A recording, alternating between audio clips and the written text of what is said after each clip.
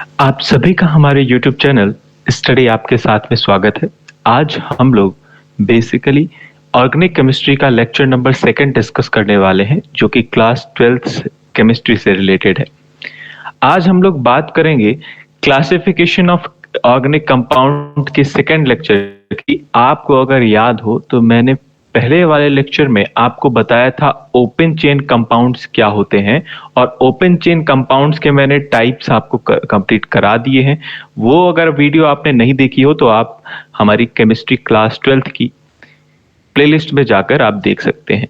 साथ ही साथ उसका आपको एक डिस्क्रिप्शन में लिंक मिलेगी, वहां पर भी आप देख सकते हैं। जो भी आपके डाउट्स आते हैं तो वो डाउट्स आप मुझे कमेंट सेक्शन में या तो आपके इस वीडियो के डिस्क्रिप्शन में एक लिंक दी होगी व्हाट्सएप की या टेलीग्राम की, वो उन पर आप ज्वाइन करके, उन दोनों ग्रुप को आप ज्वाइन करके, चाहे आप व्हाट्सएप का हो चाहे टेलीग्राम का, कहीं पर भी आप ज्वाइन करके आप मुझसे क्वेरी अपनी पूछ सकते हैं।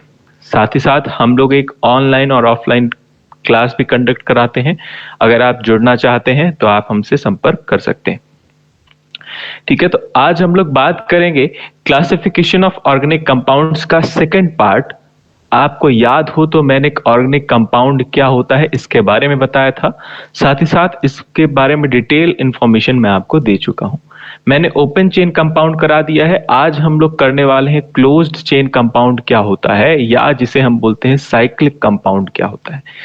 हमने बात की थी प्रीवियस लेक्चर में कि साइक्लिक कंपाउंड के बेसिकली 2 पार्ट होते हैं। पहला पार्ट क्या होता है? पहला पार्ट होता है होमोसाइक्लिक, जबकि दूसरे पार्ट को हम क्या बोलते हैं? हेट्रोसाइक्लिक बोलते हैं। फर्दर होमोसाइक्लिक को 2 पार्ट में डिवाइड किया गया था, एरोमेटिक कंपाउंड और एलिसाइक्लिक कंपाउंड। आज हम लोग क्या जानेंगे? तो आज हम लोग जानेंगे कि होमोसाइक्लिक क्या होता है, एरोमेटिक और एलिसाइक्लिक कंपाउंड क्या होते हैं, कैसी उनकी स्ट्रक्चर होती है, कौन कौन से कंपाउंड आते हैं उसमें, और दूसरा हम लोग जानेंगे कि हेट्रोसाइक्लिक कंपाउंड क्या होते हैं। चलिए तो अपना लेक्चर स्टार्ट करते हैं। तो सबसे पहले हम लोग बात करते हैं साइक्लिक कंपाउंड की। ध्यान से देखना है स्क्रीन पर। तो साइक्लिक कंपाउंड क्या होते हैं, ध्यान से देखिए। तो साइक्लिक कंपाउंड कंपैरेटिवली 2 टाइप्स के होते हैं। कौन कौन से? तो हमने बात की थी होमोसाइक्लिक और हेट्रोसाइक्लिक। अब होमोसाइक्लिक को फर्दर हमने कहा था कि होमोसाइक्लिक फर्दर 2 पार्ट में डिवाइड है, एरोमेटिक और एलिसाइक्लिक। तो सबसे पहले बात करते हैं एरोमेटिक कंपाउंड्स की। एरोमेटिक कंपाउंड्स को हम एरीन्स भी बोलते हैं। ये एरोमेटिक कंपाउंड होते क्या हैं? तो ऐसे कंपाउंड जिसमें बेंजीन रिंग प्रेजेंट होती है, तो ऐसे कंपाउंड जिसमें बेंजीन रिंग प्रेजेंट होती है उसे हम लोग क्या बोलते हैं? एरोमेटिक कंपाउंड बोलते हैं। या फिर आप ऐसा भी बोल सकते हो कि ऐसे कंपाउंड जो कि हकल रूल को ओबे करते हैं या हकल लॉ को ओबे करते हैं, ऐसे कंपाउंड्स को हम एरोमेटिक कंपाउंड बोलते हैं। अच्छा, ये हकल रूल क्या होता है? तो देखिए समझते हैं।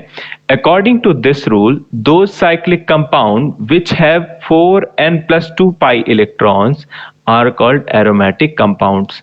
मतलब ऐसे साइक्लिक कंपाउंड जिनमें 4n+2 पाई इलेक्ट्रॉन्स होते हैं उन्हें हम एरोमेटिक कंपाउंड्स बोलते हैं। फॉर एग्जाम्पल के लिए हम क्या ले लें? बेंजीन को ही ले लेते हैं, है ना। तो हमने क्या कहा था? हमने अपनी पहली डिफिनीशन में आपको बताया कि एरोमेटिक कंपाउंड क्या होते हैं। तो ऐसे कंपाउंड जिनमें बेंजीन रिंग प्रेजेंट होती है उन्हें हम एरोमेटिक कंपाउंड बोलते हैं। ये बिल्कुल सिंपल सी डिफिनीशन है, याद रखना है। तो फॉर एग्जाम्पल के लिए हम लोग क्या समझ ले? एग्जाम्पल के लिए हम लोग समझ लेते हैं बेंजीन के बारे में। बेंजीन का फॉर्मूला क्या होता है? C6H6। हमेशा याद रखना है बेंजीन का फॉर्मूला क्या होता है? C6H6। आपसे हमेशा पूछा जाएगा। अच्छा, इसकी स्ट्रक्चर कैसी होती है? तो मैंने आपको शायद नहीं बताया। तो साइक्लिक कंपाउंड का जो स्ट्रक्चर होता है वो हमेशा साइक्लिक होता है। मतलब ऐसे कंपाउंड जिनका स्ट्रक्चर कैसा हो? साइक्लिक नेचर का हो या साइक्लिक हो, उसे हम क्या बोलते हैं? उसे हम साइक्लिक कंपाउंड बोलते हैं। ठीक है, तो बेंजीन में आप देखो तो बेंजीन का जो आपके यहाँ पर 3 स्ट्रक्चर, पहला, दूसरा और तीसरा, ये तीनों एक ही चीज है ना। बेंजीन को आप इन 3 तरीकों से रिप्रेजेंट कर सकते हो। कौन कौन सी? तो पहला तरीका ये है, जबकि दूसरा तरीका ये है, और तीसरा तरीका ये है। यहां पर आप देख रहे हो इसका इसका डिस्क्रिप्टिव फॉर्म में लिखा हुआ है। तो इस तरह से बेंजीन का स्ट्रक्चर बनता है। बेंजीन का स्ट्रक्चर बिल्कुल ध्यान रखना है, आप प्रैक्टिस करोगे तो आपसे ये बनने लगेगा, बिल्कुल सिंपल है। अब इसमें कार्बन कितने होते हैं, तो बेंजीन में 6 कार्बन और 6 हाइड्रोजन होते हैं। तो यहां पर आप काउंट कर लो, तो काउंट करोगे तो आपको पता चल जाएगा कि क्या होगा। अच्छा, इस बेंजीन में 3 पोजीशन होती हैं, वो पोजीशन भी मैं आपको यहीं पे बता देता हूं। सपोज ये बेंजीन है ना, ये बेंजीन है। इस बेंजीन में ये वाली जो पोजीशन है, मैं एक बार मार्कर बदल लूं एक सेकेंड। हाँ, तो ये वाली जो पोजीशन है वो पोजीशन क्या कहलाती है, तो ये पोजीशन कहलाती है ऑर्थो पोजीशन। जबकि ये पोजीशन क्या कहलाती है, मेटा पोजीशन कहलाती है। और ये वाली पोजीशन क्या कहलाती है, कि पैरा पोजीशन कहलाती है। जबकि ये वाली पोजीशन अगेन मेटा कहलाती है, और ये वाली पोजीशन अगेन ऑर्थो कहलाती है। ठीक है, याद रखना है। तो बेंजीन में ये सारी पोजीशन होती हैं, इनको आपको ध्यान रखना है। चलिए हम लोग आगे बढ़ते हैं और एग्जाम्पल देखते हैं। और एग्जाम्पल क्या है, जैसे टॉल्यूइन का फॉर्मूला आपको याद रखना है, ध्यान रखना है आपको फॉर्मूला क्या होता है। तो टॉल्यूइन का फॉर्मूला C6H5CH3, यानी कि हमने क्या किया, बेंजीन का फॉर्मूला होता है C6H6। इसमें से एक हाइड्रोजन को हमने हटा दिया, और उस हाइड्रोजन को हटाते ही हमने ऐड क्या किया है, एक कोई एल्किल ग्रुप आप ऐड कर देते हो, एल्किल या एरिल ग्रुप ऐड कर देते हो, तो उसे हम क्या बोलते हैं, टॉल्यूइन बोलते हैं। यानी कि बेंजीन से हमने क्या हटा दिया, हाइड्रोजन को हटा दिया और उसमें एल्किल ग्रुप ऐड कर दिया, तो बचेगा क्या, तो बचेगा या ये बनेगा क्या, C6H5CH3। तो ये क्या कहलाएगा आपका, ये आपका टॉल्यूइन कहलाएगा।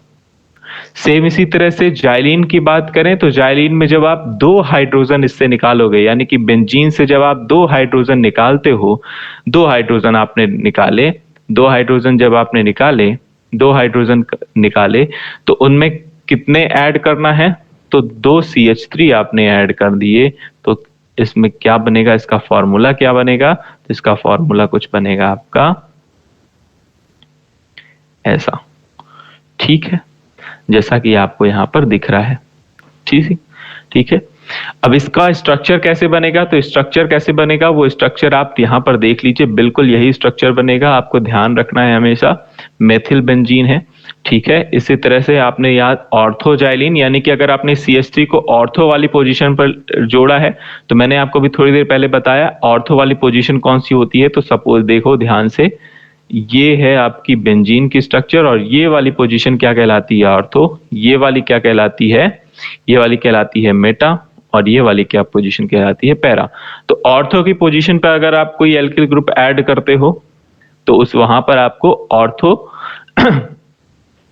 जोड़ना पड़ता है। ठीक है, किसी कंपाउंड के पहले। तो ऑर्थोजाइलिन, और यहां पर मेटा वाली पोजीशन में मेटाजाइलिन, और पैरा वाली पोजीशन पर हमने CH3 ऐड किया, इसलिए हमने क्या लिखा है, पैराजाइलिन लिखा है। तो पैराजाइलिन, टॉलुइन, ये तीनों याद रखने हैं। बेंजीन क्या होता है, ये सारी चीजें आपको ध्यान रखनी है। फिर हम लोग बात करते हैं एलिसाइक्लिक कंपाउंड क्या होते हैं। एलिसाइक्लिक की जब हम लोग बात करते हैं तो पढ़ते हैं क्या है, the nature of these compounds are similar to aliphatic compound. याद करो हमने एलिफैटिक कंपाउंड में क्या क्या पढ़ा था, तो अगर आपको याद हो तो हमने पढ़ा था एलिफैटिक कंपाउंड में एल्केन, एल्कीन और एल्काइन। तो एल्केन में हमने देखा था मीथेन देखा था, इथेन देखा था, है ना, प्रोपेन देखा था, ऐसा कुछ देखा था हमने। इस तरह से 10 कंपाउंड मैंने आपको साथ ही साथ उसके फॉर्मूले भी बताए थे, है ना, स्ट्रक्चर भी बताई थी प्रीवियस वीडियो में, वो आप देख लीजिए जाकर। तो एलिसाइक्लिक कंपाउंड में हम लोग बात कर रहे हैं किसकी, हम लोग बात कर रहे हैं क्या, देखो ध्यान से क्या लिखा है, the nature of these compound are similar to aliphatic compound. ये बिल्कुल सिमिलर है किसके, एलिसाइक्लिक कंपाउंड ऐसे कंपाउंड होते हैं जिनका नेचर बिल्कुल एलिफैटिक कंपाउंड के सिमिलर होता है, लेकिन उनका स्ट्रक्चर क्या होता है, साइक्लिक होता है। लेकिन उनका स्ट्रक्चर क्या होता है, साइक्लिक होता है। तो ध्यान रखना है। उसका एग्जाम्पल क्या होगा, तो जैसे साइक्लोप्रोपेन, तो प्रोपेन का जो फॉर्मूला होता है वही साइक्लोप्रोपेन का फॉर्मूला होता है। क्या यही होगा, यही होगा क्या, C3H6। प्रोपेन का क्या फॉर्मूला होता है? तो प्रोपेन का अगर आपको याद हो तो प्रोपेन का फॉर्मूला होता है C3H8। ध्यान है? तो बिल्कुल प्रोपेन का होता है ये, जबकि यहाँ पे साइक्लोप्रोपेन का फॉर्मूला ये होता है। ठीक है, उसकी स्ट्रक्चर मैंने आपको बता दी, स्ट्रक्चर ये है। इसी तरह से आपको साइक्लोब्यूटेन का बनाना है, आपके लिए ये क्या है? होमवर्क है। आप स्ट्रक्चर को ध्यान से देखिए, कहां पर क्या क्या चीजें ऐड की गई हैं। अच्छा, ये जो 3 स्ट्रक्चर मैंने आपको बताई है, ये 3 स्ट्रक्चर का मीनिंग बिल्कुल सेम है, चाहे आप पहली वाली स्ट्रक्चर बनाइए, चाहे दूसरी वाली स्ट्रक्चर बनाइए, चाहे तीसरी वाली स्ट्रक्चर बनाइए। ठीक है, तो इस तरह से आप बना सकते हैं एलिसाइक्लिक कंपाउंड्स की स्ट्रक्चर। नाउ अब हम लोग बात करते हैं हेट्रोसाइक्लिक कंपाउंड क्या होते हैं। हेट्रोसाइक्लिक कंपाउंड की जब हम लोग बात करते हैं तो the cycle of these compounds are made by carbon as well as oxygen, sulphur and nitrogen. तो याद करो, अभी तक हम लोग जितने भी कंपाउंड पढ़ रहे हैं वहां पर कार्बन हाइड्रोजन का यूज कर रहे हैं, हर जगह कार्बन और हाइड्रोजन से मिलकर बने हैं सारे कंपाउंड, है ना। लेकिन अब मैंने आपको बताया था प्रीवियस लेक्चर में, जब हम लोग ऑर्गेनिक केमिस्ट्री की डिफिनीशन हमने की थी, वहां पर मैंने बताया था कि कुछ और अदर भी एलिमेंट्स ऐड किए जा सकते हैं इन कंपाउंड में, जैसे ऑक्सीजन हो गया, सल्फर, नाइट्रोजन। तो वो एग्जाम्पल क्या हो गए उसके, तो इसके एग्जाम्पल देख लेते हैं। तो पहला एग्जाम्पल है फ्यूरॉन, बहुत इंपॉर्टेंट है, याद रखना है। इसका फॉर्मूला क्या होता है? तो फॉर्मूला याद रखना है C4H4O।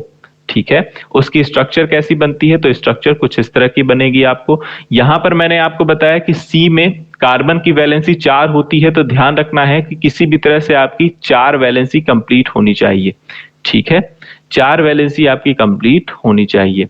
तो उसको ध्यान में रखते हुए आप ये स्ट्रक्चर बना सकते हैं, ये पहली वाली स्ट्रक्चर। जबकि ये दूसरी वाली जो स्ट्रक्चर है, ये आपको थोड़ा सा याद रखना पड़ेगा कि आपको कैसा बनाना है स्ट्रक्चर। आपको स्ट्रक्चर कुछ इस तरह से बनाना है। तो ये हो गया आपका फ्यूरॉन का स्ट्रक्चर, ऑक्सीजन को ऐड करना है। ठीक है, इसी तरह से थायोफीन, थायोफीन का फॉर्मूला क्या होता है? थायोफीन में सल्फर ऐड हो जाता है, C4H4S, थायोफीन। थायोफीन का स्ट्रक्चर कुछ इस तरह से बनता है। सेम इसी तरह से पायरोल, पायरोल भी बहुत इंपॉर्टेंट है। पायरोल का भी नाम याद रखना है, साथ ही साथ इसका फॉर्मूला याद रखना है, C4H4NH, क्योंकि इसमें कौन सा ग्रुप ऐड हो रहा है? NH ग्रुप ऐड हो रहा है, यानी नाइट्रोजन और हाइड्रोजन दोनों ऐड हो रहा है। ठीक है, तो हमने फ्यूरॉन में क्या देखा? फ्यूरॉन में हमने देखा C4H4O ऐड हुआ, जबकि हमने थायोफीन में क्या देखा? C4H4S ऐड हुआ, जबकि पायरोल में हमने क्या देखा? C4H4NH ऐड हुआ। तो बस इतना ही बेसिकली फर्क है। अगर मैं इन तीनों का स्ट्रक्चर बनाने जाऊं तो कैसा बनेगा? देखो, बिल्कुल सिंपल सा है, बिल्कुल सिंपल सा स्ट्रक्चर कैसा है कि आपको यहाँ पर 2 डबल बॉन्ड लगाने हैं और यहाँ पर O लगाना है। सल्फर का जब बनाने, यानी कि थायोफीन का जब बनाने जाऊंगा मैं, तो कैसा बनाऊंगा? ये कुछ इस तरह से डबल बॉन्ड यहाँ पर है, ये इसका मतलब है डबल बॉन्ड इस जगह पर है, और ये हो गया आपका S।